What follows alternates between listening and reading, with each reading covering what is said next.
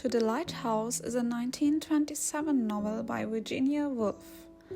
At its surface, To the Lighthouse seems to be about the Ramsay family's vacation at their summer home on the Isle of Skye, but that's just the starting point. Woolf moves us through time, through the passing seasons, through the internal reflections of the characters, and we quickly see that the story is really about how time shapes everything.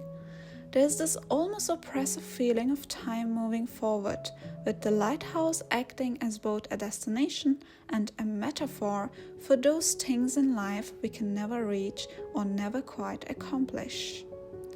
Woolf isn't telling us just what happens, she's showing us what it feels like to live through these moments, how memory shapes our present.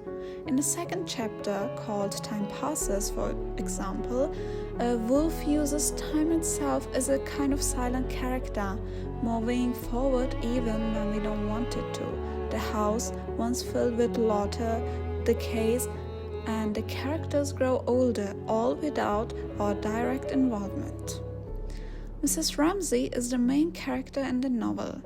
Woolf portrays her through this lens of selflessness, always putting the needs of others before her own, as if her very existence is defined by her role as wife and mother.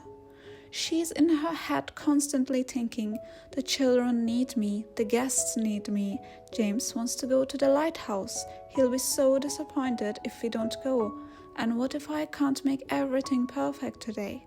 It is a whirlwind of thought, and yet, at the same time, there's a quiet resignation.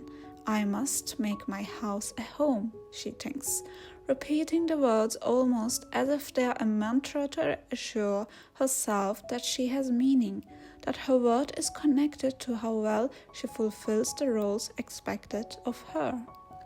But what's amazing about Mrs. Ramsay is that Woolf allows us to see the cracks in that perfect facade, the hidden frustration, the unspoken desire to be something more than just a wife or mother.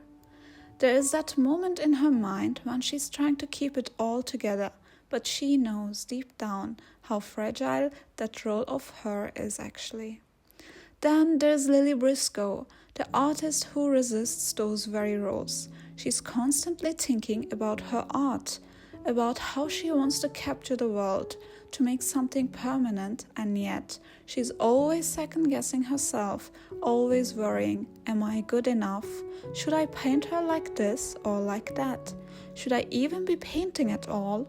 Or should I just go back to being what they expect me to be? Lily doesn't fit into the traditional mold, and that's why she's such a fascinating character. She's constantly grappling with the expectations society places on her, especially as a woman. It is like this quiet rebellion in her mind constantly, a refusal to conform to what others think she should do. Woolf's portrayal of Mrs. Ramsay and Lily through their inner monologues really helps us to understand their inner conflicts, their desires, their frustration, and their perspectives. Woolf's use of stream of consciousness is something that stands out as a key element of this novel. Instead of just narrating events, she lets us into the characters' minds, showing us their fragmented thoughts, the fleeting nature of their perceptions. However, Woolf's stream of consciousness method isn't always so easy to follow, but that's actually exactly the point. Time isn't neat, and neither are our thoughts. Life happens in fragments. You'll notice that Woolf moves from one thought to another, never quite finishing a sentence in the traditional sense, much like how our minds jump from one thing to the next. This technique allows us to experience the flow of time just as the characters do, constantly moving, always changing, but never quite fully grasped. To the Lighthouse is not just a story about a family's holiday, it's an exploration of time, memory, and the limitations society places on individuals, particularly on women.